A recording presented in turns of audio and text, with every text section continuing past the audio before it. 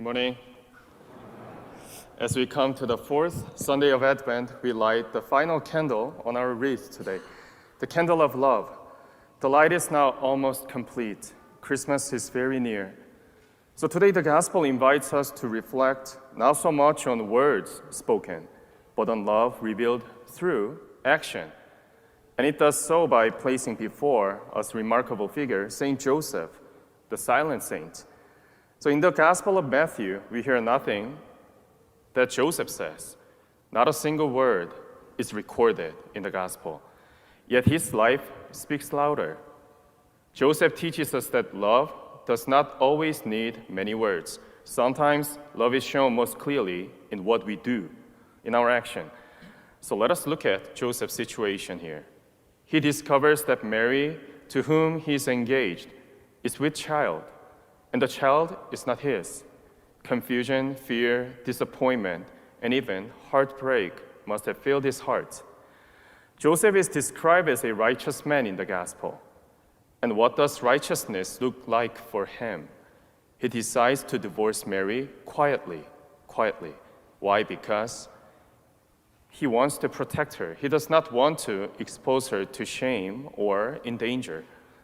Even before the angels appears, Joseph is already acting with compassion, mercy, and love. So from a human perspective, Joseph made the best decision he could. But then God enters the situation. Through the angel in a dream, God reveals a plan far greater than Joseph could imagine as a human, the plan for salvation. And notice Joseph's response. He does not argue. He does not ask any questions. He does not demand explanations. He simply listens, and he obeys, and he does. When Joseph wakes up, the gospel says, he did as the angel of the Lord commanded him. No speeches, no dramatic words, just faithful yes and action. Joseph shows us something very important. Our action often speaks louder than our words. We all know this from our own lives. Let's think about this. Think of a moment when you argue with your spouse, your wife, or your husband.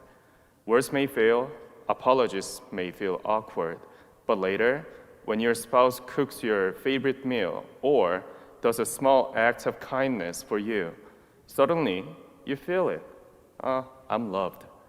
Or think of a parent who works long hours, tired and stressed, yet still makes time to attend a child's school event, or sit beside their bed at night, or a friend who shows up when you are sick, not with many words, but simply by being present, or someone who forgives you, not by giving a long speech, but by welcoming you back as if nothing had changed.